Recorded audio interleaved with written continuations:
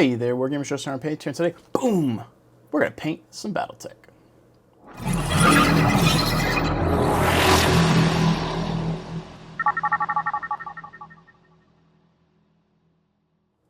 like to welcome you guys back to the channel. If you're new here, please alpha strike hitting that like and subscribe button, and if you're a returning viewer, thank you so much for tuning in to continue to help support what I do.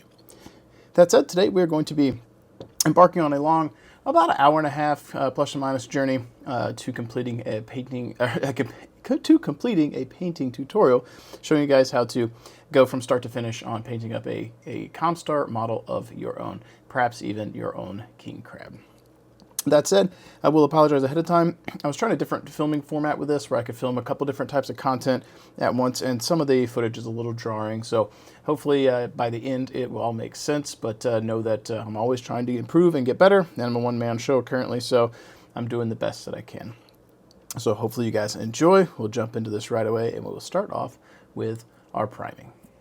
All right, so to get things started today, we are going to work on priming and pre-shading our mini. And for that, we're going to be using gray neutral, or dark neutral gray and white, and we'll mix these together to get our zenithal prime from dark gray to white on our mini.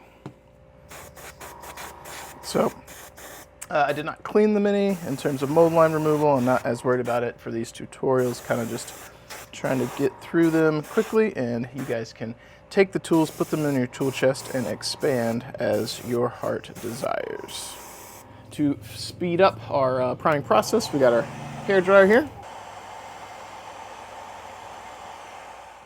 For the COMSTAR bro here, I'm gonna come back to that dark neutral gray, and we're going to get us a mix that's kind of in between the colors. So we have a lighter gray over this gray and kind of transition a bit more into the white. Not the end of the world, but I like to have a little bit more of a transition when I'm working with white models here. And for this one, we're going to be focusing on trying to leave or have good transitions up here, so leaving some of that gray and focusing more down here. So we're going to try and do.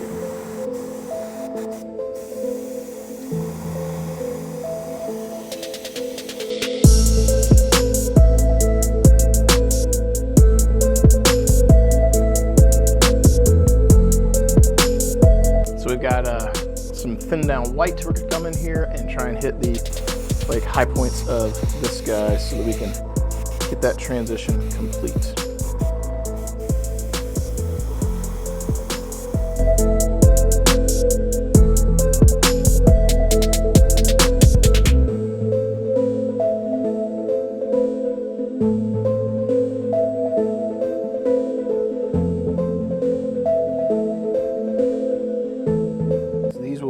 The colors that we are using for our king crab.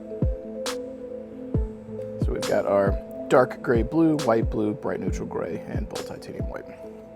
We're going to be using a mixture of these to layer up or build up our gray into white blend. So to start things off, we're going to be using these to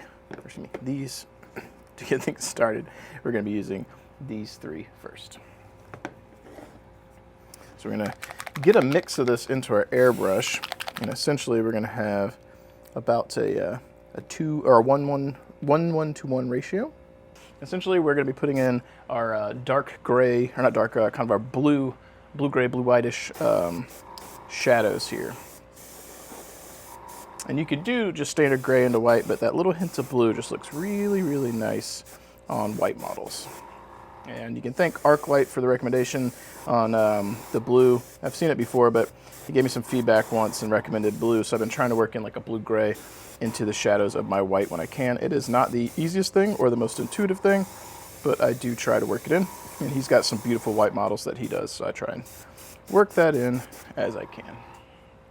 So like where that is so far right now. Next up, we are going to be using our bright titanium gray, or bright neutral gray, our bold titanium white, and some of our white blue this time.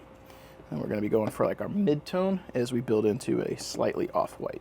Going to go with a similar ratio of 1:1. Won't take that much. You see this kind of off-white color that we've got.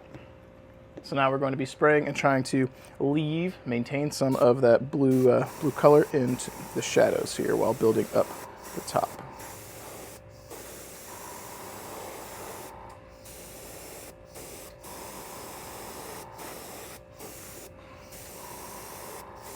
And we can do this by kind of maintaining the angle we spray, so that we're minimizing where things go that we don't want it going.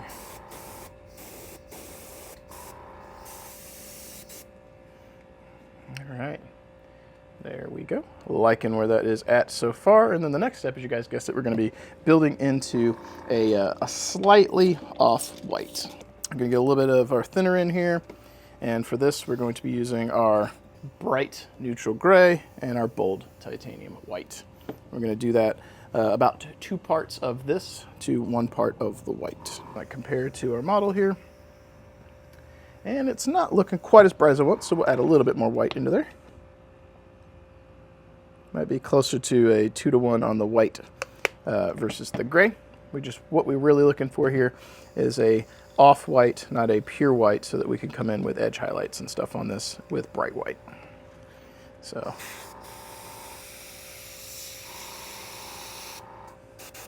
let's give this a shot and see how we like it. For this one, we're going to be focusing on the bright portion, or the highest points of the model, trying to maintain those transitions that we have just built.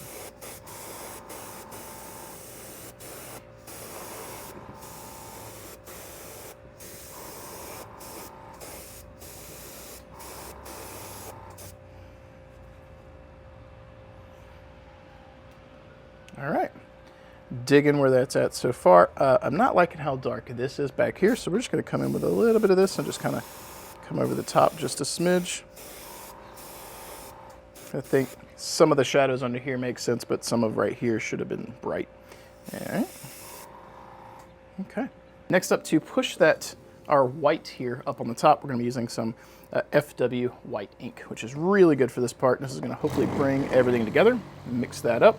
And for this, we're doing 6 parts of this to 1 part of our gray. We just want a slight variation in the white, but we really want to have something that we can push the brightness with on our model here. So that is what we're going to be doing. And while we're doing this, this is probably just a long form tutorial at this point. I've been doing a lot of talking. Kind of makes me think of my old stream days, but I'm not actually streaming. I'm just sitting here talking. So yeah, hopefully there'll be some good comments. Maybe this will be good background noise for you guys. I'll try and throw some tunes on so that while you're hanging out, maybe feeling like you got a buddy in the room with you to paint with, perhaps the tunes will help the paint process go. So I'm going to come in here and we're just going to feather out and build up that white where we want it to be. And that FW ink is so thin that it's really just going to transition everything pretty smoothly for us.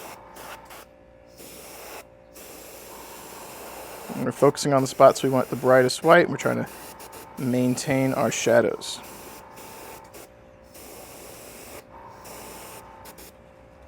Come around to the back here, get the tops of the back of the legs here.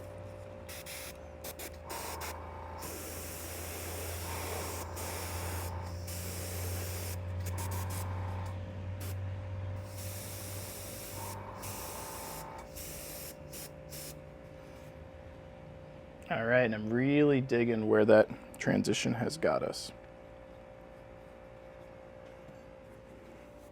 Nice. All right, so for dry brushing stuff and some white applications, I'm using Winsor & Newton. This is their professional acrylic titanium white. Good stuff, and I'll use that for our dry brush. So we're gonna get some white paint on our brush, and we're going to load that up. Feel like we've worked that in. Check the back of our hand. We got a little bit too much there, so really just work that in the bristles. Looking to dry brush, not paint. Looking to dry brush, not paint. All right. So we're come over here, and we're going to kind of go with the model here and try and hit the edges, but not just hit everything. We're trying to make it look like we're being strategic. So going to come over here.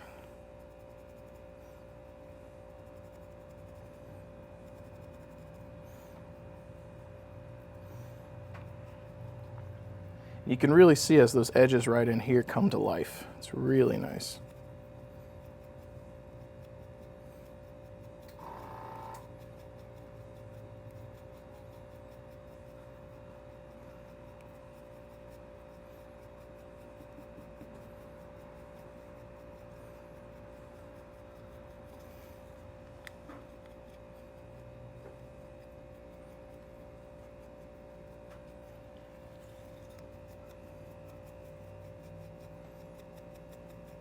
So this is one of my favorite parts of working on the minis, especially if I'm not worried about like competition minis, which I also dry brush on competition minis too.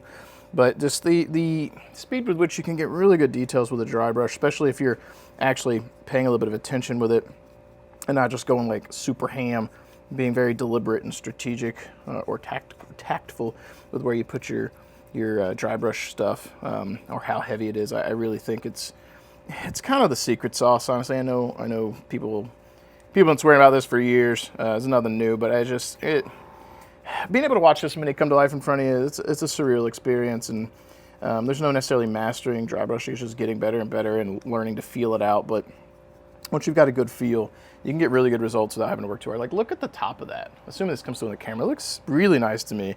I really like that. I actually pushed that a little bit better than this guy, which was the test model. But that might change when we hit him with the ink wash or oil wash. So we'll see how that goes. And then get prepped for our next step here. And for that, we're going to be actually gloss varnishing our minis with this right here. So we're going to get ready for the oil wash step. Okay, so go ahead and get this guy where we want full coverage with our gloss.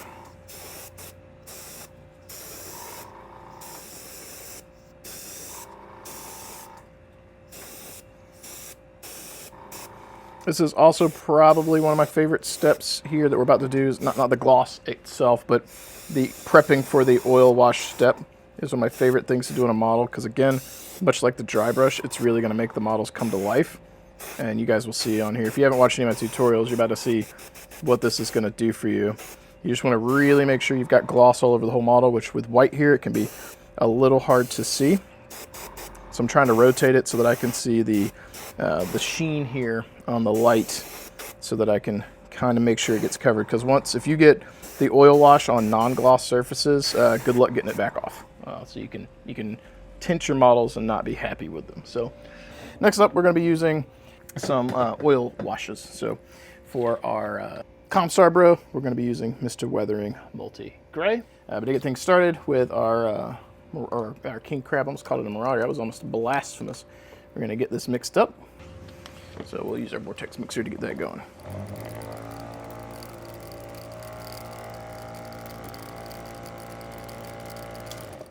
Rotate the other side just to make sure we're getting good ball bounce in there. All right. In addition to that, we're also going to be using the Mr. Hobby solvent here to go alongside these. So to get things started, we're going to get some of our solvent out using one of these droppers. Swoop, swoop, swoop, swoop. There's plenty in there. And then we're going to grab this bro here. Got that nice and shaken up. And to get things started with this, we have got our oil wash, as I mentioned. I got to put that somewhere on the camera so you guys can see it. And we have got our solvent here. So we're going to take our solvent first, and we're going to put that on the model. Get it nice and covered. Then we'll come in and grab some of this, put that on. So that solvent, when we put it on first, is going to allow this to wick in and kind of go across that gloss slick surface. We'll kind of go back and forth. And you can be a little bit messy with this, but keep in mind where you really want this to be pooling and not pooling, because you can sop some of it up. We'll be able to clean up areas we don't like later, but be aware some of the areas are going to be harder to get into than others.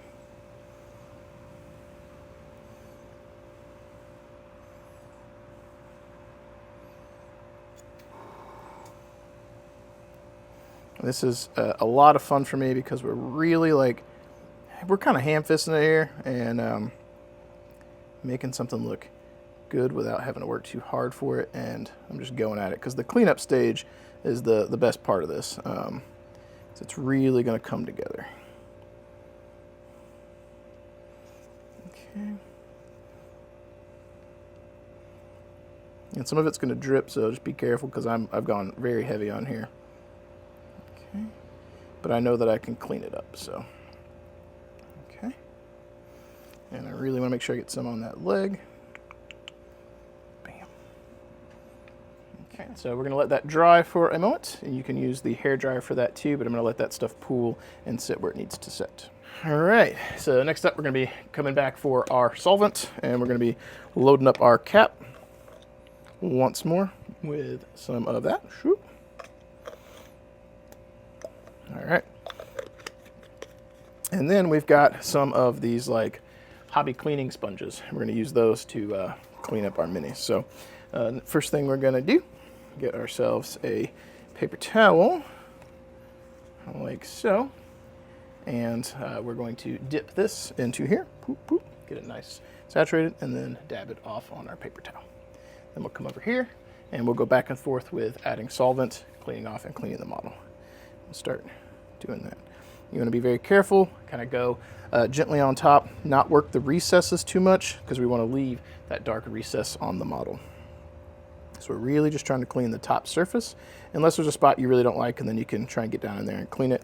We've got various different sizes of these sponges too to get you in there and get you going. But this is one of my favorite processes to do, because like look at the top once we've cleaned it. Look how that's starting to really come together, and we didn't have to do that much for it. I really like it, and it really brings the model out without having to work too hard. Like that's fantastic. Like I mean, I'm not trying to toot my own horn here, but I'm really liking how that looks. And I think that this is a process that for the average person, like if you can get into doing some dry brushing and get the oil washes down, you can really elevate your miniature painting game without having to work too hard, because it's not a particularly hard technique.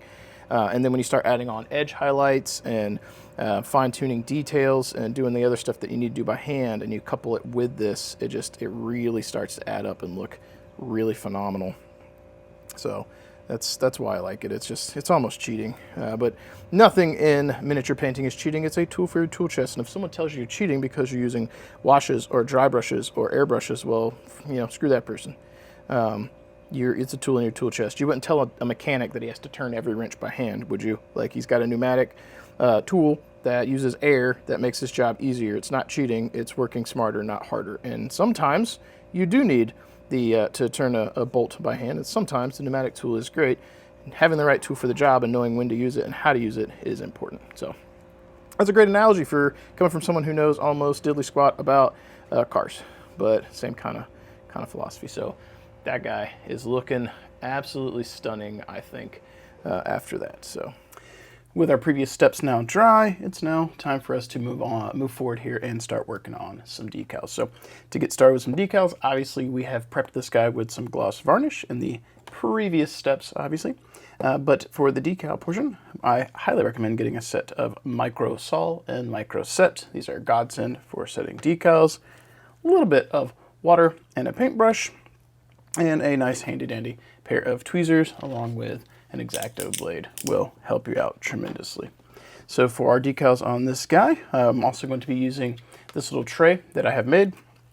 It is the back of a clam pack, and I've cut this back flap off, and I use a kind of shop towel here to lay in the tray, and then I will use a little bit of water to get this here wet. And you can see all the previous paint goops and some of the debris from previous decal sessions that are sitting in here, but I'll put that in there and kind of let that sop up. You don't want it like super runny, but want it nice and wet, almost like a sponge. And this is a tip that I've mentioned before that I picked up from my boss, Mr. Austin from Death Designs. This is how he does decals. I used to pinch them and hold them in the water for long periods of time. But I watched him cut them and lay them on here, and then he was able to pick them up and then use them pretty quickly. And while he's cutting the second decal, the first one's already getting soft. So that was a quick tip that I picked up from him that we'll be using from here on out.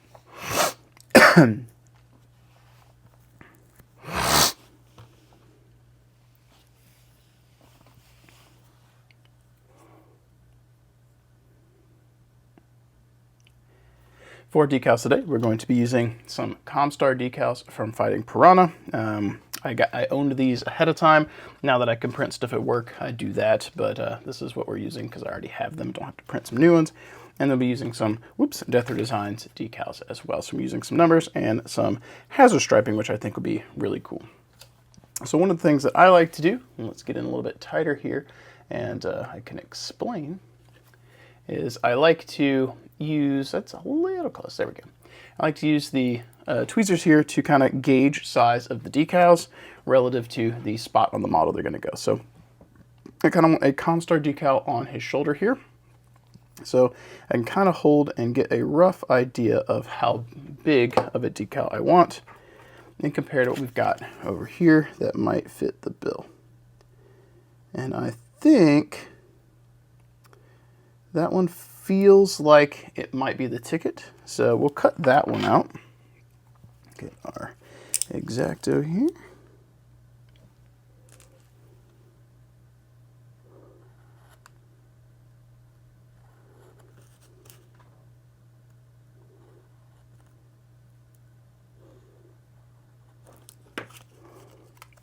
You'll notice we got that little decal. Grab our little tweezers here, and I'm gonna lay that on our kind of wet palette there and let that soak up. Let's zoom out a smidge more here. Give me a little bit more working space. All right, so we obviously want one here. I kind of want to put one down here on his front of his leg as well.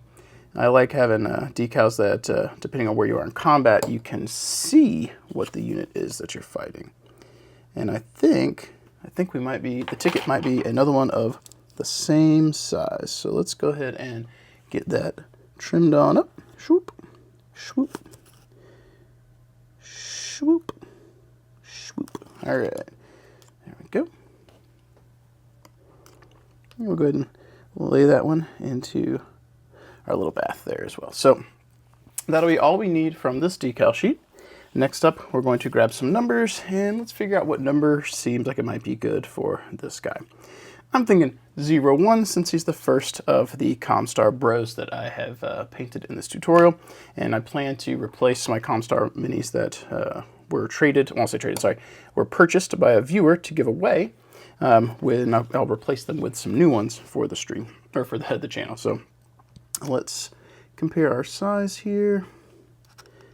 I think that 01 is going to work. But yeah, I had one of the viewers saw me posting about selling armies, and he wanted to support the channel. So he hits me up in the DMs and gives me an offer, which was very generous, and then tells me afterwards to give them to a viewer as a giveaway. And then he also wanted my, or was getting all my FASA paperback books, and saw that I had the COMSTAR Force Manual, and we came to the agreement that perhaps we give that away to a viewer with the COMSTAR minis. And he's like, that makes a lot of sense, do that. So not only will a viewer get a full complete COMSTAR Force in the near future, once I find a way to do that giveaway on the channel, they will also get the Force Manual to go with it, which apparently is got a little bit of a rarity to it, so pretty awesome. So not sure when that giveaway will happen, but it will happen at some point. Next up, as we're prepping our decals here, I want to put some hazard stripes on this guy. You'll notice I leaned into the yellow-black decals. We could have used some white-black numbers, but I figured those yellow-black would look good. We're going to come in and use some of these hazard stripes, though, for his legs. So I want to put a little bit right here, and kind of getting a pretty good guide of where we are. And just going to put a little notch there on the decal paper, so I kind of know where to cut.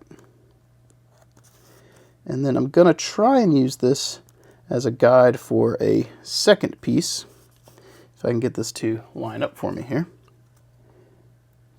So we have two that are almost identical in our width. Bam. All right. So I got that to the side. You'll notice sometimes I will use this X-Acto blade to kind of poke at the decal to pick it up. So like I've got this excess space, so I will kind of poke it in and I can pick it up. In this case, we want to trim the bottom edge of this off. Get that into frame here so you guys can see. We're going to trim that bottom edge off.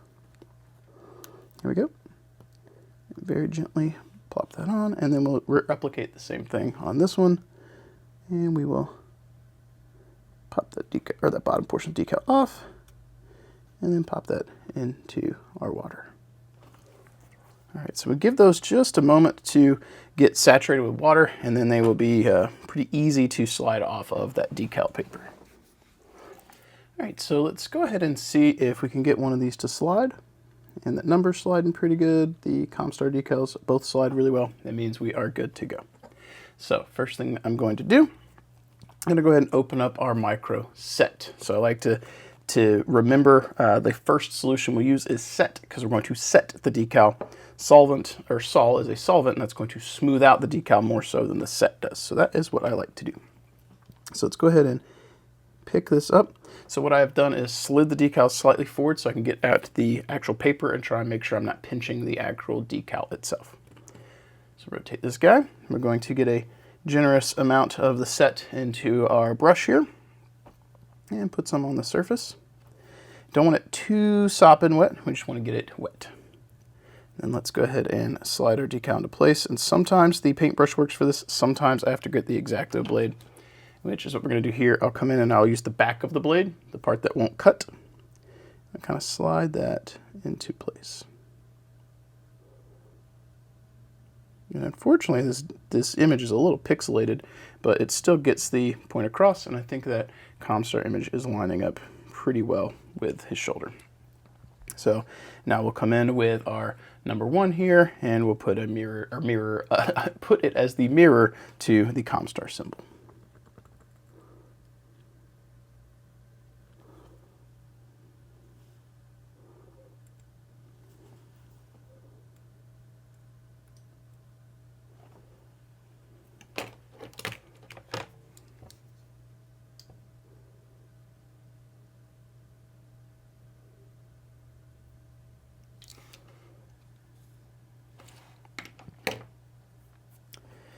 Now I'm going to come in and try and do the hazard stripes on the legs first, because I think those are going to be a little easier to get on and then do the other images after. So we'll slide these forward, and they slid off. So good, they're good to go.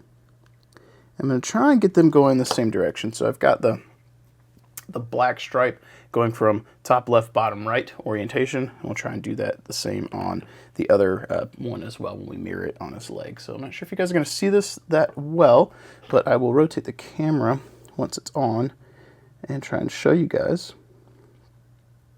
Okay, so you notice I got that decal on there. It's kind of crooked, no big deal. That's why we wet the surface. Use the back of our X-Acto blade to lightly press down and kind of maneuver it where we want. And it looks like we got the measurement pretty well. Sometimes I'm hit or miss on getting that, but I think we got that pretty nice in there. Now we're going to replicate that on his other leg too.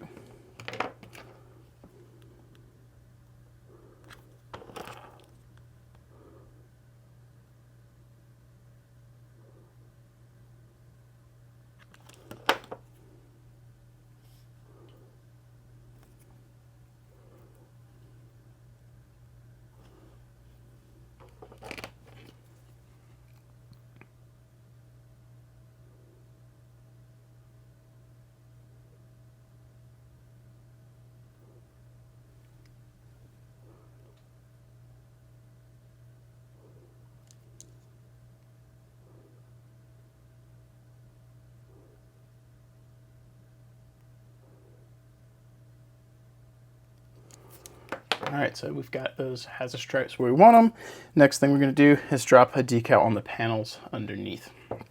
Now these are going to overlap that panel line, so that's where that microsol will come in later to help those decals conform better. If you wanted to, you could use a smaller COMSTAR emblem to put on one panel and then maybe a number or a kind of a kill marker on the other, something like that. But for today's stuff, we're just going to put one big image.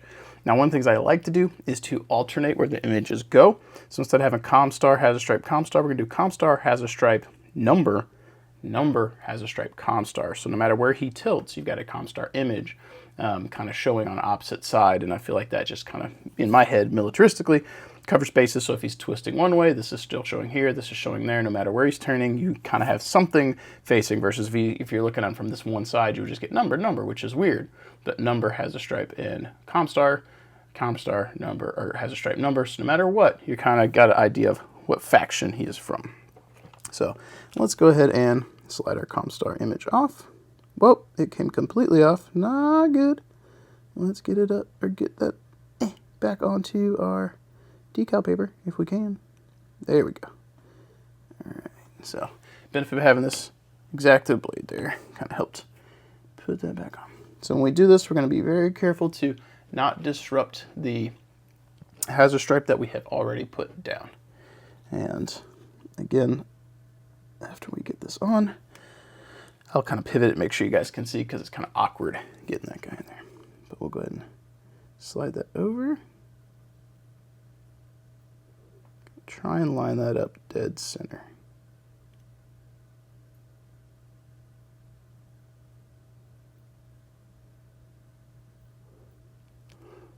Oh my goodness. I just put that on the wrong side after literally talking about how I didn't want to do that. Whoops. This is your host telling you how he does things and then does them wrong. There we go. Problem solved. Having a moment. No big deal. At least we caught that before it dried, and then I would have looked kind of derpy. TBH probably would have just edited the audio here and just acted like I knew what I was doing, because it's part of the YouTubes. Kind of fake it till you make it, so to speak. We're just kind of nudging that along, trying to get it where we want it to be. Okay, there we go. I think I'm pretty happy with how that's lined up right there. Very nice.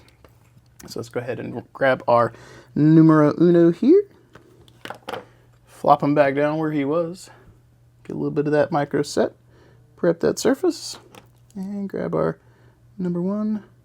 Slide into place. And then use the back of our X-Acto to get him going. This one is not quite the same height as that COMSTAR one was. It was the COMSTAR one kind of takes the full height here. It needs to be centered. This one kind of takes the full width, but needs to be centered the other direction. So we can almost get that panel line almost directly in between the 0 and the 1. So give it a little taparoo. And I think I like where that's at. So pretty basic on the decal application on what we wanted. You could come in and do more. You could do some checker patterns, which I thought was really would be really neat, but I didn't want to go overboard. It's a tutorial. I wanted to make them look reasonable and give you guys some tools and tips and tricks. But that's something that you could do. And no matter what, if you happen to be working on white miniatures, whether it's COMSTAR or something else, contrasting colors look really good. So this white and black looks, or excuse me, yellow and black looks really good on the white. White and red, or excuse me, black and red would look good. Red with a red border with white numbers would look good. So anything that's giving you that nice contrast against this. If you just put black numbers, it's just gonna kind of blend in. That yellow draws the eye and looks nice. And when we get to the future steps and start detailing some of these weapons and adding some black portions, that'll also help pop as well. So a little bit of contrast is nice. So that said, the next step for this is to put our micro set up, grab our micro sol, and apply a thin layer over the tops of these once they have dried. I'll show you this here, and then I'll let the bottom ones dry and do applications later, because those are still pretty fresh. So this, you want a thin layer. You don't want huge amounts of pooling. I'm just going to dab very gently on the top, thin layer. It's going to help it conform to the surface and give that kind of painted on look. All right. The issue, if you put too much of this and you get any amount of pressure with your brush as you're doing it, you might slide your decal, and if it's in the process of conforming, kind of being etched to the mini, because these are basically lightly acidic, kind of vinegary, so not really going to hurt you as far as I know. Don't drink them. But they're really kind of melting or softening that decal, and if you put the solvent one over the top of the set one, and you're trying to really help it meld and get soft, it really needs to be where you want it to be. If it's still moving at all and it hasn't quite set up, then you slide it, it may be really soft and it might tear and stretch, and then you have to use your microsol to really soften up and peel it off and start over. And some of the issues I've had when you do this, if you do that too many times, you're really overworking it. Sometimes I've had it actually peel up the clear coat. Not a lot, but it can happen. So be patient with this, and good rule of thumb, if you're worried about it, lay down your micro set, put the decals down, play like a mission of Call of Duty or League of Legends or whatever, something that takes you a little bit. After that match, it's probably fully dry. Then come in, do your micro sol, play another match of something, come back, do another layer, and then once you're confident that it's dry and everything's conformed the way you want, then you can move on to the next step after this, which is going to be applying a matte varnish to seal the decals and get rid of that sheen. All right, guys, so we have got our little king crab here, matte varnish, so you can see that sheen is all gone. We've got the nice fade from this kind of nice, cool, dark blue gray into our white here, and our panel lines looking great. And honestly, I think that the detail level on this so far is looking really nice considering we haven't done any edge highlights. This is a really good model to showcase the dry brush technique that we did earlier in the video here to get all these nice panel lines without having to hand do it. And you could go back in with some white and do that on your own, and it would look good, or even better. But for basic tabletop stuff, I think we are on the right track. So that's it for the next step with the varnish dry. We're going to be coming in and trying to paint the lenses here on the front. Now, he doesn't have a lot of real estate to do cool jeweling. You could attempt that, but it's going to be tedious, I think. So we're going to be coming in with some speed paint here to fill in where the canopy is, or where the glass is, and then we'll follow up and try and do some edge highlights, or not edge highlights, some like glints, and with our orange, and we'll use a little bit of white here to do the extreme dots, so it kind of gives the idea of a reflection. So, pro tip when you are working with the contrast paints, or any paints really, save little water bottle cap lids. I like to use those to put this stuff in, and not really recycling, but definitely reusing, so these aren't just single-use plastics. So put a little bit of that in there, probably more than we need, and I'm actually going to give ourselves a little drop of a matte, or of a medium here. It doesn't have to be much, but I just want to thin that just a little. Actually, we're going to go with 2 drops. So I'm not worried about too much pooling, more so just I really want the area to be kind of blocked in with red, and want it to look good without having to work too hard at it. So, all right, so we'll go ahead and mix our speed paint up, and you can use a contrast paint too. From GW, you've got, I think it's Flesh Terror's red or something like that, and a couple other reds that could work good. Or honestly, any kind of color you might want for your canopy will work out just as well. So one of the nice things about this area here is that if we mess up, we can come in with white and kind of repaint those bars and fix our mistakes here. Now that'll make those bars pop out a little bit more, but we can get in there and fix them if we need to.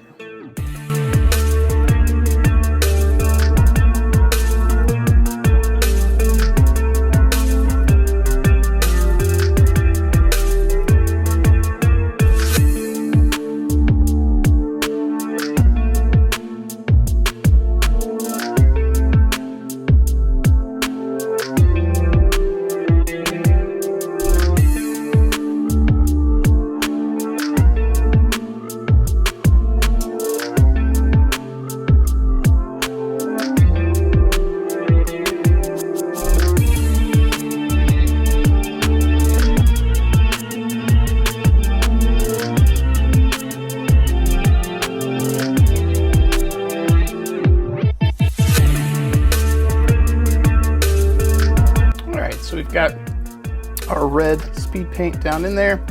We'll give that just a moment to dry, and then we'll be able to come in for the next step. All right, so with this now dry, we're going to come in with some of our orange paint here, and this is going to be the red orange from Monument Hobbies. Got a discount in the description down below. But we're going to be coming in with some of that orange, and we're going to be focusing on the bottom left side of these canopy glasses, and we're going to try and be consistent with that, so that the light's kind of coming from the same direction. So basically we're going to be kind of creating like a, I guess I was going to say an L, but I suppose it's going to be a bit more of like a V. And I want a little bit more saturation in our brush here. And we're going to hit that bottom corner.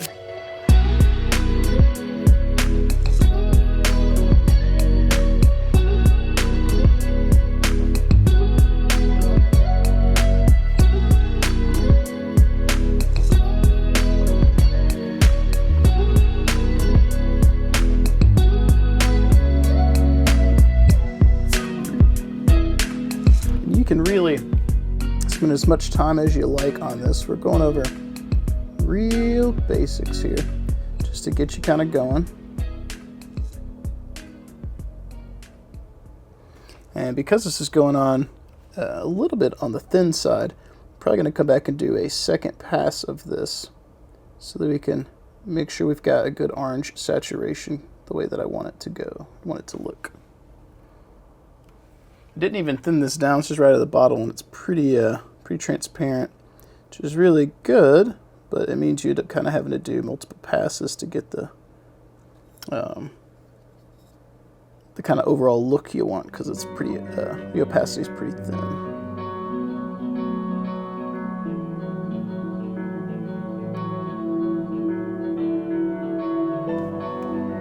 And you can see the center lens there's got a little bit more intensity to it than the other ones did.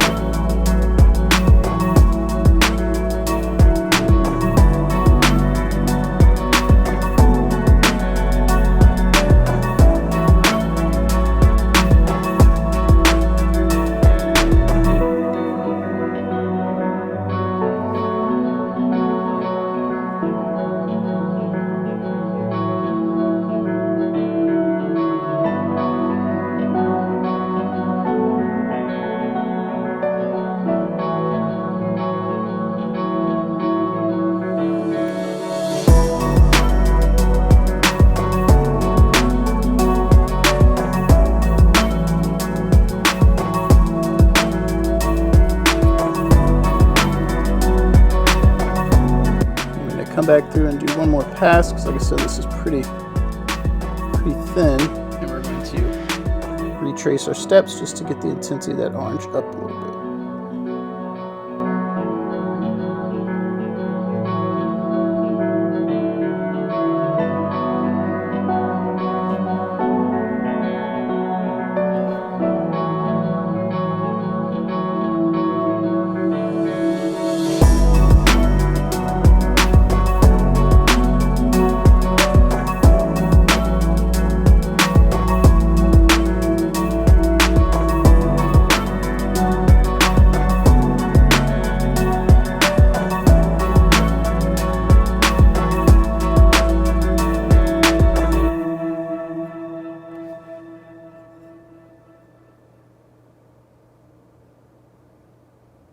Alright, so we've got our orange line in. Next up, we're going to grab a little bit of our bold titanium white, and I've got a little dry palette over here to the side that I'm putting these on. So we've got our white paint here shaken up, and what I'm going to do is put a little bit in the corner here. There we go. And then put a little bit over here. We're going to kind of mix a little bit of this orange with this white so that we can get a kind of mid-tone, so to speak. And we can start building up that gradient a little bit that we were putting down before. We just kind of want a little bit of a brighter orange as an in-between. And while we're at it, I'm going to put just a smidge of some kind of thinner medium I use into this white, because it's got a little drying retarder in it, and that'll keep that from drying up on us while we do this. So with that lighter orange mixed up, no craziness to that, I'm going to come back in. We're going to go in those same areas, but we're going to focus on the extreme corner and leave some of the previous orange showing. So let's get into that. I'll show you what that looks like.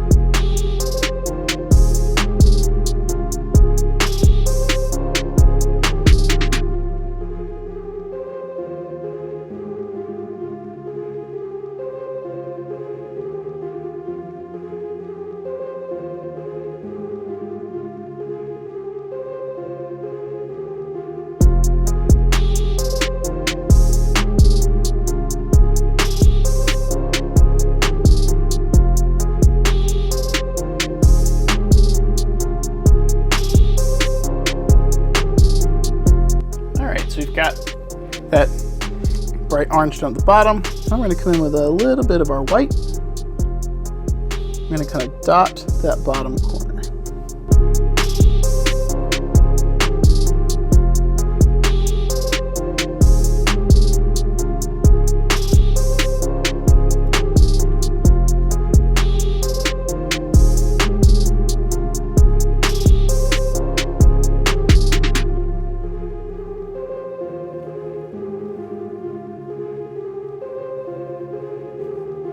For the next step, I like to come in with a little bit of the red color that I used. And we're gonna thin this down quite a bit. So on our dry palette here, I've got a little bit of water and I'm loading up our brush here. We're gonna create almost like a glaze. You can see how like thin that is. Like on our hand here, it's very transparent. Don't want this to be super intense. I just like to come in with this because it helps kind of bring things together. And be very careful because it's going to be very thin and runny, so you don't want to have it get away from you. But it helps kind of tie that orange a little bit back into the red itself. Tones down the white dot that we did and just overall helps, in my opinion.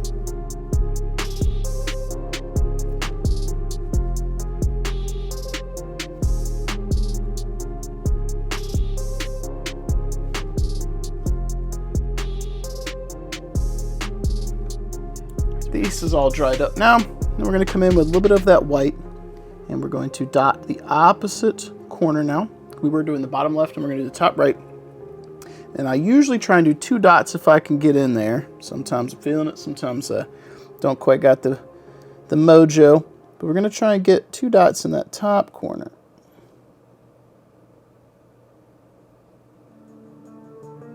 Bam. I don't know if you guys can see that on camera. Hopefully so, but that really helps give the illusion of a glint or a reflection in the glass.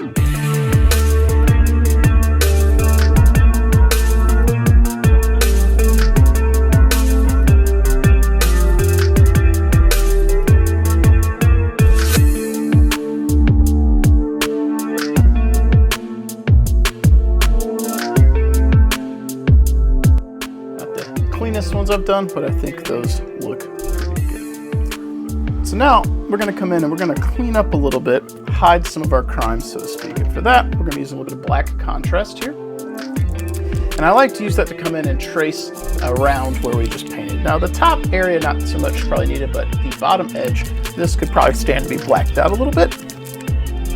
All right. And on different models, especially the Mad Cat, which is a really good example of this effect, you can do your canopy work and then trace very lightly a black line around the glass, and it really just makes everything pop. So in this case, we're going to get that bottom edge and we're just going to tidy up a little black line. What this is going to do is give us a nice dark kind of recess right next to the lighter colors, which is going to pull those light colors up while I push the recess down and kind of give us a little bit of cheated depth.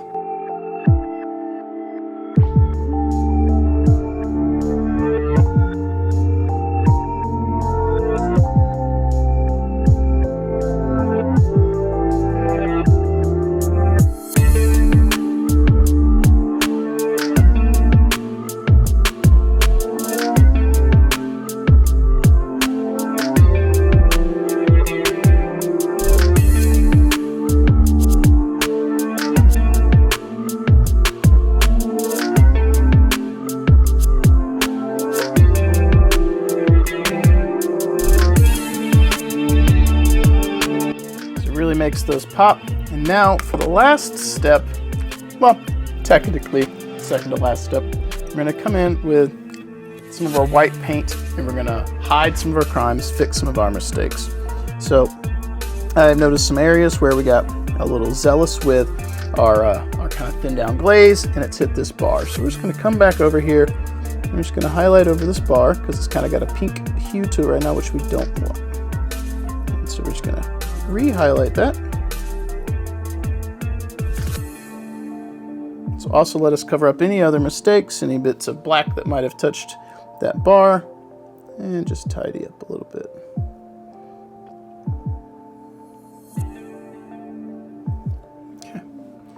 This one's still got a little hue of red to it, so we're just gonna go back over that. And now, I did this a little bit off camera as I was tinkering. We're gonna re-highlight here, this top edge. So that's giving us a highlight, but also hiding some of our crimes if we were a little careless with our paint application there, and we got a little bit of red somewhere we didn't want it, or orange. Come in, clean up that bottom edge right there.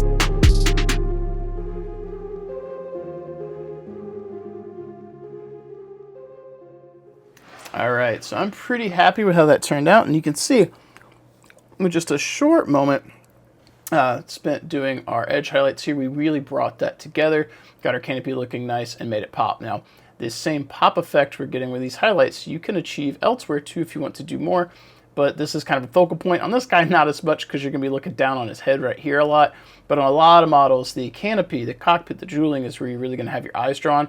So if I spend any time highlighting any appreciable amount and I want to skip doing it as a whole, that's the area that I'll focus on because people are going to see it more. So let's see if we can get zoomed in a little bit here so you guys can kind of see how we're looking. Not too shabby.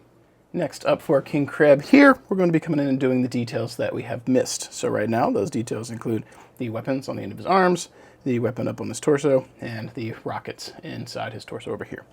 For that, we're going to be using some contrast black Legion, like the contrast paints, and we're going to be using some neutral gray and bright neutral gray. So first thing we're going to do is go ahead and block in the weapons here with black. That's really easy to do. Doesn't take too much effort, and we can get those looking nice without too much of a hassle. So let's get our paint, give it a shake. And now we can come in and get the black, or the weapons blacked out. So we're going to do our best not to hit anything else on the model we don't hit. We're actually going to move that paint out of the way before we hit it with our paint handle. And we'll come in here and we'll get that. Now on some of the minis that you do this to, you could actually dry brush over them afterwards. This one's not going to afford us that, that pleasure, unfortunately, given where it's at. Not really easy to get in there with a dry brush.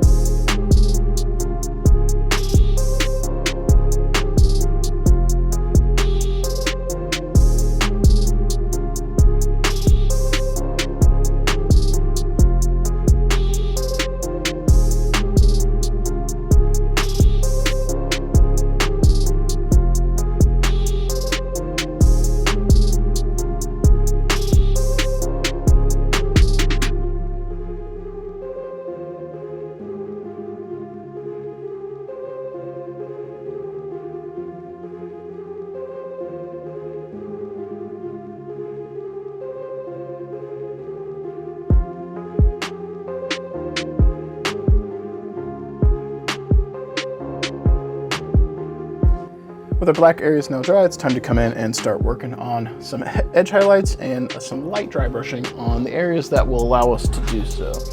So for that, we're going to be coming in with our neutral gray here, and we're going to get some on our palette. And we'll start out with the dry brush because that will be fastest, and then we'll get into some manual, I won't say highlights, almost like layering. So we got this on our palette here. Get a little bit for our dry brush, and we'll come in here and try and target that as best we can.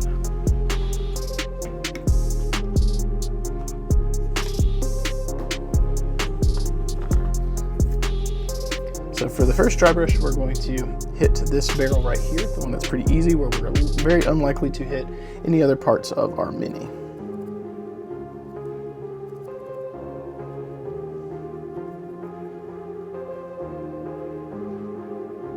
Not too bad. Here we go. We're going to come in on the ends of our barrels here, just to make our lives a little bit easier, and try and dry brush the tips. This is unlikely to disrupt our white paint too bad, so that's why I don't mind trying to get in there and dry brush a little bit, and then we'll do the same on this one. So it's actually got a lot more surface area we can reach because this hand's a little bit more open, so we're going to get in there and dry brush a little bit more.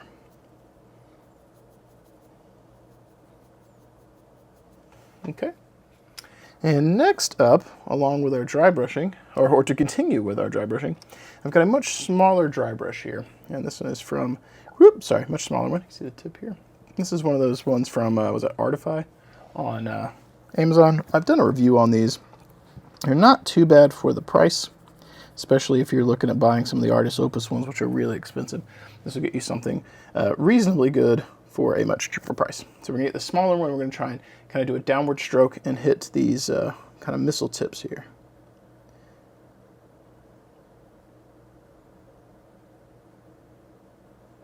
I guess the same missile tips, the missile kind of hole areas.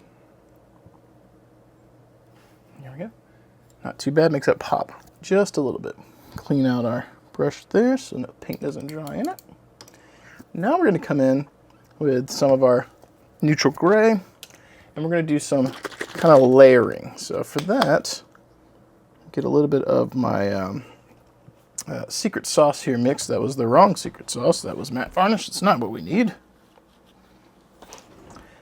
We're going to use this as our secret sauce, this Joe Sanja Magic Mix. A little bit of that, and a little bit of water, not too much. Swoop, swoop. And I've just got a little water bottle cap here. You guys have seen me do this ad nauseum if you follow the channel. Mix that up just a little bit. And we're going to grab some of this neutral gray and some of that medium, mix in just a little bit. Boop. And I'm dragging on the back of my thumb here, kind of doing a rotation of the brush to get ourselves a tip. And then we're just going to put a very generous kind of layered highlight here on the side. We're not doing quite the same as edge highlighting, but a layered highlight. Give ourselves kind of extreme here. There we go. Hit those little spots. And then we'll make sure we kind of get the little bit of a highlight we normally would do. Okay. Come around here, and you'll notice that this is much more intense than our standard dry brush was. So you can kind of dry brush a color and then come in and edge highlight, or in this case we're kind of doing like something a little bit thicker, like a layered highlight. You can come in and do that, and it's going to be a bit more intense with the manual one because that dry brush is innately pretty feathered out. So there we go. We'll come in and do the same on the other side too.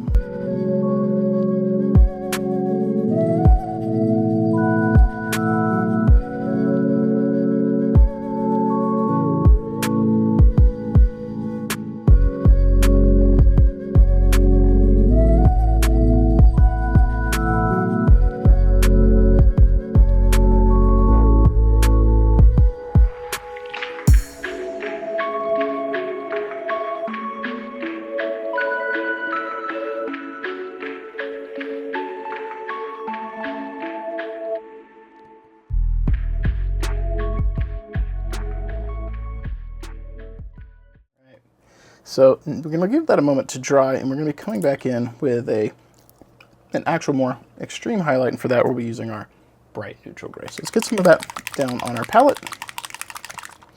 And this right here is going to kind of make the rest of the highlights kind of pop, but we're going to be more strategic with this one. We don't want a thick highlight, we want something that is thin and much more manageable. Had a little bit of paint that we managed to get on the top of this carapace here. Let's get that off. All right, so we've got that little error fixed. I'm going to come in with a little bit of that bright neutral gray, and you can see it's much brighter.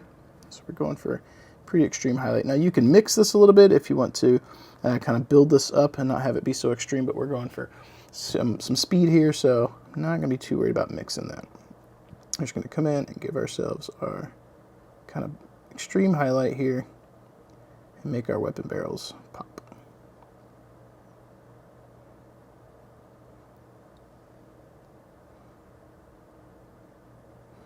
You'll notice we're essentially retracing where we were, but trying to put something more fine in that area.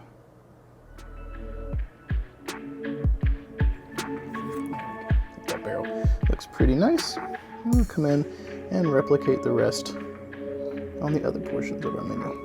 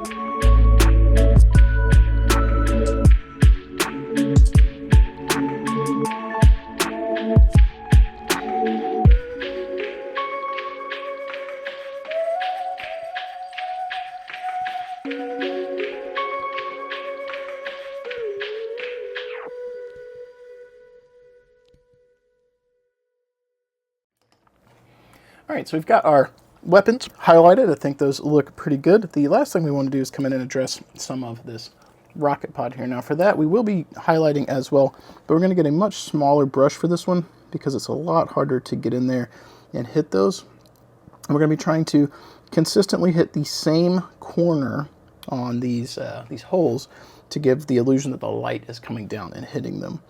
So we're going to come in here. I'm going to go for the bottom right corner and just try and get a nice little crescent in there if we can on each one of these. And take your time, this could be tedious and you may actually have to start over. So you can skip this if you don't want to, but once you get the effect, you can really make your kind of missile holes on your miniatures pop a lot better, especially from a distance.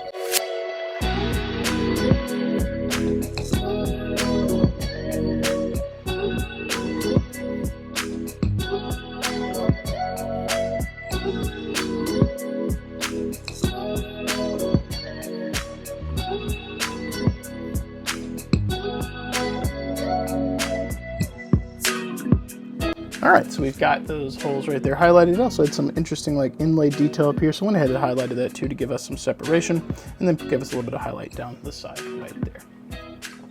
So from here, the next step we're going to do is prep to do the kind of light sources on his weapons here. So these look like they could be PPCs. I know he could have AC-20s. You know, could have something up there. I'm going to assume maybe that's an autocannon, and we're going to give him some big, bright, glowing weapons because I think that's going to stand out pretty nice. So for that, we're going to grab some of our bold titanium white, and we're going to prep them for some speed paint. So this won't take too much white here.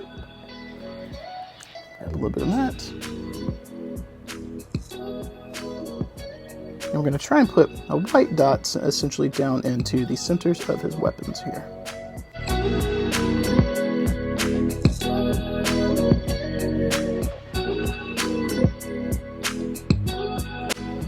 Filled that in reasonably and left some of the black areas on the edges. We'll do the same over here as well.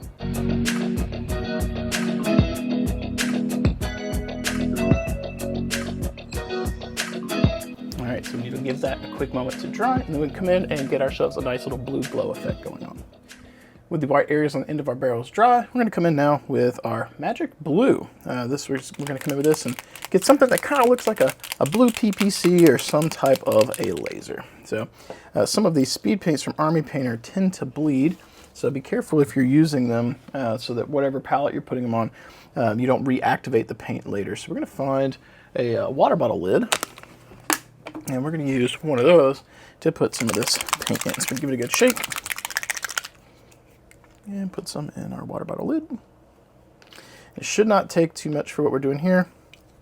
And I'm actually going to grab a little bit of that medium we mixed up and get a little bit in there, mix it up. Okay, so it should be good. Now we're coming here, we're going to saturate the whole inside area here. There we go. Come over to this side and do the same.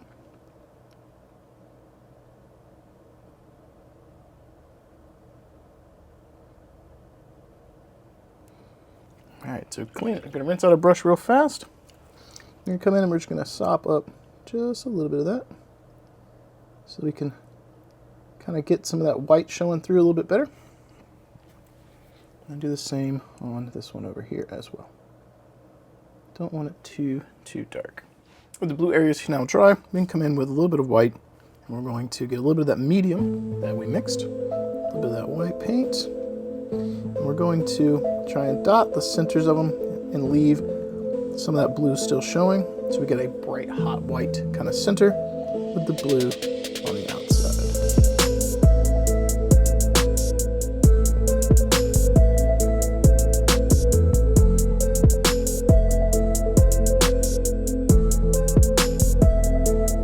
Now we're going to come in and do a little bit of a kind of crescent on the bottom edge, where that light source might really be kind of catching on the edge of our gun.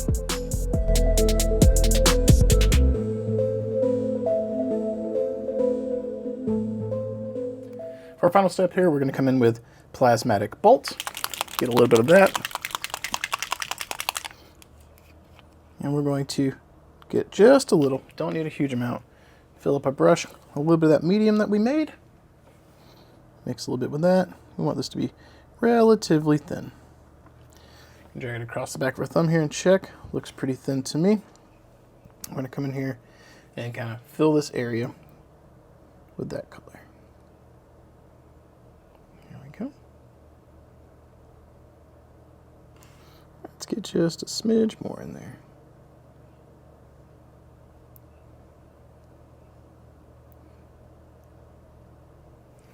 And there we go. So we've got that dark blue with the white and that little bit of that teal blue over the top to help kind of bring it all together. Next up, guys, on our king crab, it's time to get cracking on some of the basing. So for that, we're going to do something a little bit different today. Normally, I would be using some of the crackle paints and texture paints and stuff from Games Workshop. But instead, we're going to be trying a new product I've got that I've not put through any paces yet. We're going to be using the coarse basing texture paste from Monument Hobbies. Now, they've got a lot of tabletop products for this type of thing, and they've really expanded over the years, and I want to give this a shot. So this is gray, and they do have some colored ones. We're going to try this one first and see what we like. So we're going to put this down, let it dry. We're going to come in with our handy dandy dry brush here over the top when it dries, because that this texture paste is going to have grit to it, which means we can dry brush over it. So my thoughts are, we'll lay this down, we'll dry brush up to white, and then we'll come in with probably some of this contrast wildwood over the top to give it a brown look. We'll follow up with our standard basing mix that we have to bring it all together and to get the legs nice and dusty to look like he's been walking around on a battlefield. So with that said, let's go ahead and get some of this texture paste down on the Mini. Now, because it had this little peel top, I'm going to use what's on that first and seal this up and not let the air get to it too much. This stuff tends to like to dry out, or at least the other products I've used. So I'm going to start by using the thick stuff on top of the protective thing first. My goal is to try not to hit the actual Mini with it if I can, because I'm not trying to make the feet gray, just trying to get this textured down. So probably make for a pretty good asphalt kind of texture as well, given the color. So you could dry brush it up a little bit, put it on thin, and maybe paint some of the turn lines and stuff for a road. Obviously, you'd want to get it really thin on there. You don't want this thick if you're trying to do that, but it does look like you're going to have this kind of pebbly texture look that might be reminiscent of asphalt if you get this on there really thin. So I'm going to dab my paintbrush in a little bit of water here just to kind of be able to maneuver this around a little bit easier. Some sculpting tools or putty tools might be handy dandy for this as well, but I'm just using an old beat up paintbrush because that's what I got. And it's worked pretty good for me in years past for other projects doing similar things. So go ahead and get some of this back here.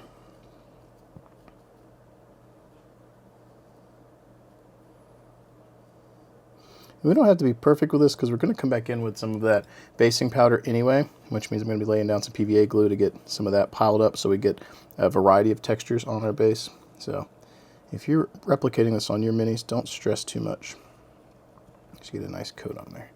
All right, so I kind of like where that's at. I'm going to mash down in the middle here just to get that thinned out. And then I think we're almost to a spot where it's time to give that a moment to dry, because you can't dry brush over that when this stuff is still wet. You got to let it set.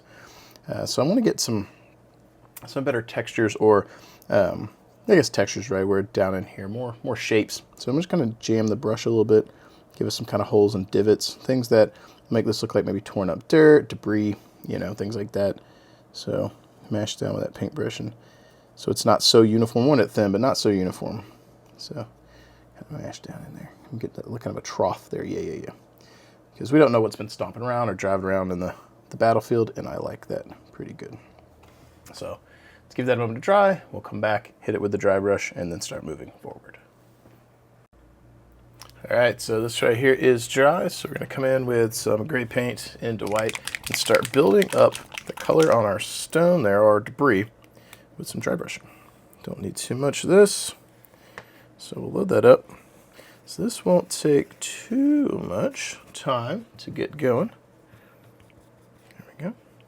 And we're just going to dry brush over our debris we've got here. Pretty straightforward stuff.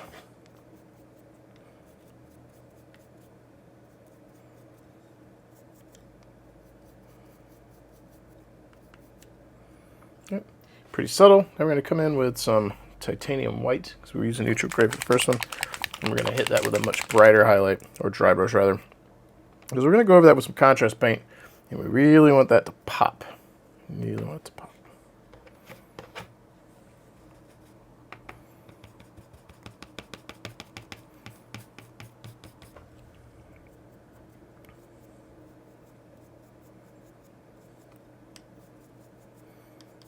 Nice. Pretty simple, pretty straightforward.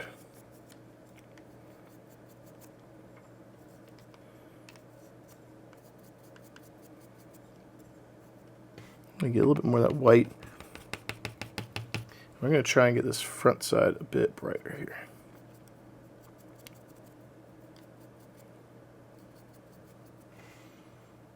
All right, so now, done with that dry brush, we're going to give this a moment to dry. And for that, I'm going to use a little bit of a hair dryer, speed that up, and when we'll come back, we'll start laying down the contrast paint to turn that into a brownish color. To color our basing a brown color, I've opted to go with snakebite leather over that wildwood. The wildwood was a little bit dark, and this is going to give us a bit more of a tannish color, or I guess leaning more into the, I don't want to say yellow, but a lighter brownish color versus the wildwood being super dark. So we're going to come in here with that. No thinning, straight from the pot.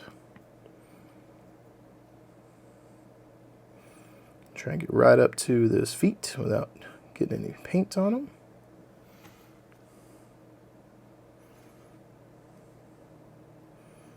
And this is pretty easy. You could do this with pretty much any kind of color. You also don't have to use that basing material if you don't want to. You can use sand and PVA.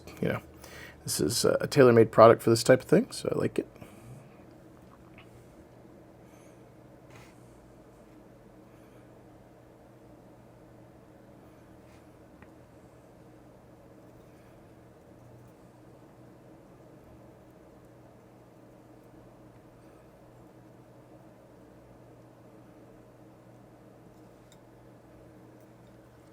All right, and that's already looking pretty solid. We're gonna let that dry. And one of the next steps you could do if you were only using this basic material is to come back with the dry and dry brush with a beige or a light brown color to highlight it. But I'm pretty happy where that's at. We're gonna come in with our basing mix, which I have right here. It's gonna be kind of a dirt mixture, and that's gonna give us a more dusty look for the dirt and kick some up on the legs. So let's get that prepped, and we can do that when this dries. Contrast is dry, and we're gonna go ahead and get our basic material here. So I've talked about this before. This right here is a mix of various railroad rocks and debris. Get these at Hobby Lobby Michael's with some weathering powder in there.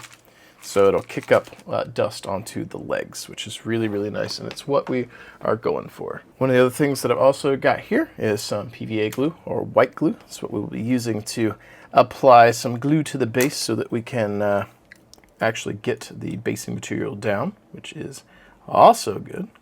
So that's what we're trying to do. So I'm going to mix a little bit, just a little bit of water in this from my paint cup here, just to thin that down. You can, pro tip, you can thin down your white glue, Elmer's glue, with water. So it gets a little bit more runny, a little easier to work with. Okay. Caveat, when you do that, it makes it harder for some of the larger rocks to glue down, so your mileage may vary. So first thing we're going to do here is we're going to get this guy here, and we're going to try and put a little bit of glue on the edges of our previous texture paste we put down. And now, technically, you might be in the comments going, well, Justin, isn't this redundant? You already done texture paste. Couldn't you have texture pasted the whole guy? And the answer to that is yes. Totally could do that. I like to do this so I've got some slight variance in the way my basing looks, so it's not so samey. So we're going to have dirt and sand kind of stuff, and this other texture, because maybe it's more hard-packed dirt or clay or concrete that's down there and rubble that's been, turned brown with dirt, dust over the top. So I like having, for me, the variety of basing in my mix. So that is why I do what I do. And then also this this dusting technique is going to actually tint the top of all that debris a different color as well. So it'll kind of bring it all together. And as with everything that I do, if you don't like a technique, don't use that technique. Use what you like and what works best for you. So I like to present these things as a way to put a tool in your tool chest and let you sift through and find what tools you like and what tools you don't, and build a tool chest that works for you. And that is what I like to do. Gonna get a little bit right next to that foot. All right. And this part right here is the fun part. Let's pop him off. Get our mix here. I'm gonna take him in there and swish him around.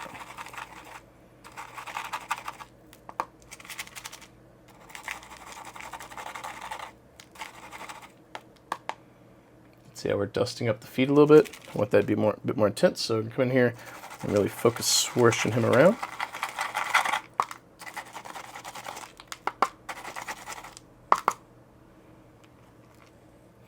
Light dusting.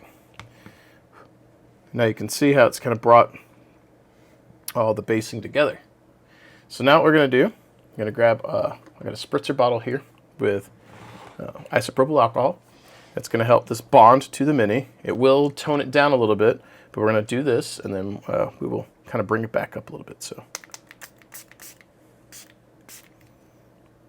that will evaporate pretty quickly. So give that a quick second. All right, so that alcohol has dried. It tones us down a little bit. We're going to put him back in here, and this is purely to get that dusting into a state we are happy. It's easy to overdo this, so I like to kind of assess how the legs are looking and then go back for more if I want to. I like how that's kicked up on the feet. I think that looks pretty good personally. So let's close this up. Now, one of the things you can do when this is dry, if you feel like you got too much on your Mini there, sorry, part of my equipment just fell. If you feel like the dusting is too much, you can come back in with a literal dry brush and just powder wave that off a little bit. As long as you didn't seal it, you are okay. So the next thing we're going to do to finalize this mini is we're going to grab some grass tufts and we're going to toss a couple of these bad boys on here and finish this guy up. So for that, we're going to be using some Gamer Grass tufts here. Boom. I like those pretty good.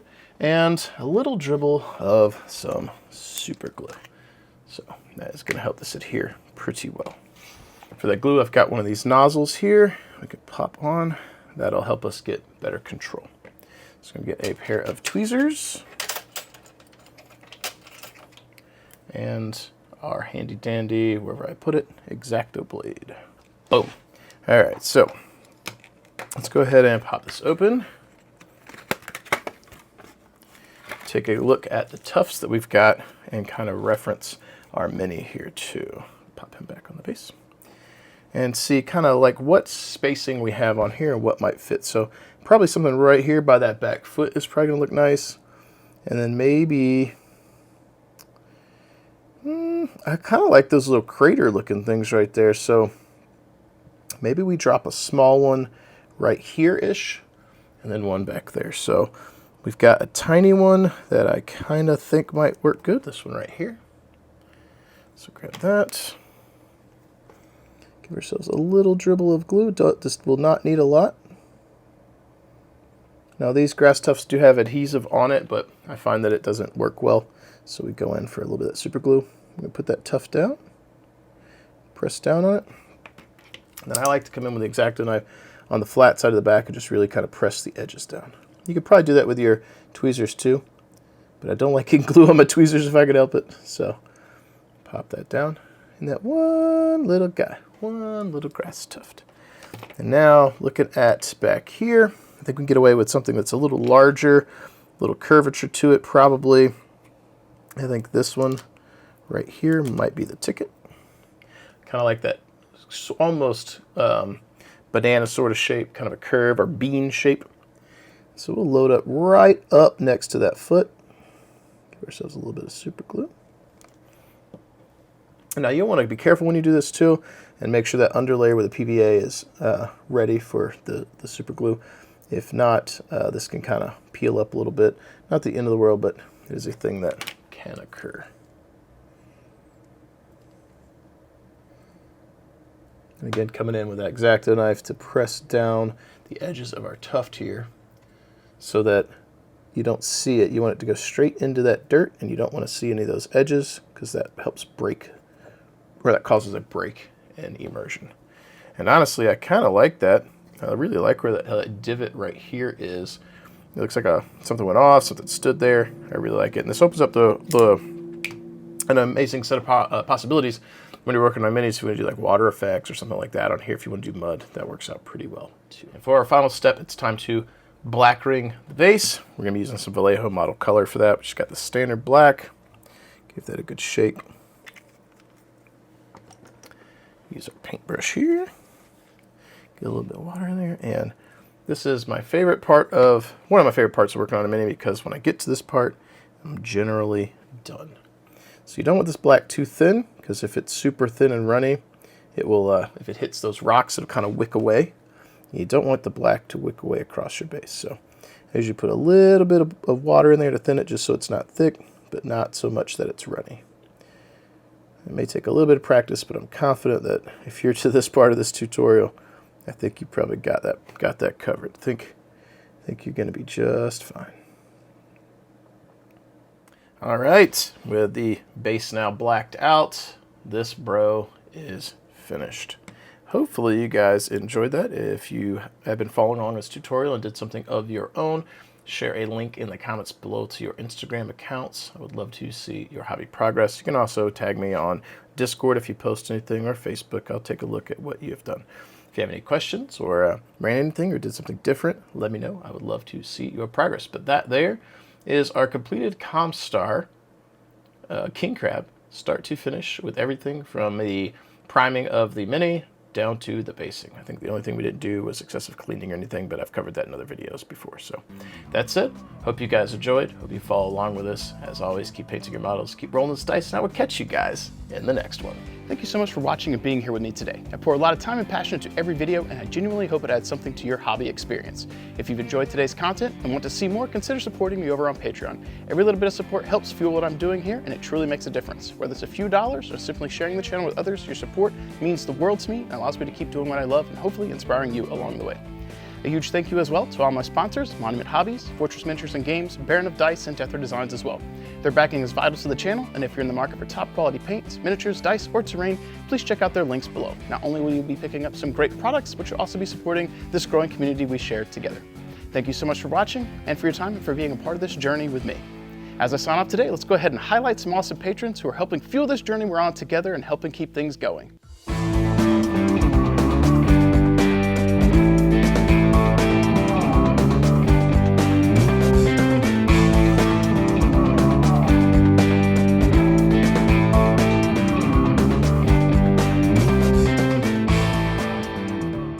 If you guys are still sitting here listening, thank you so much for watching this video. I can't imagine too many people are tuning in to listen to the after the credits stuff where there could be extras. It's rare that I do that anyway.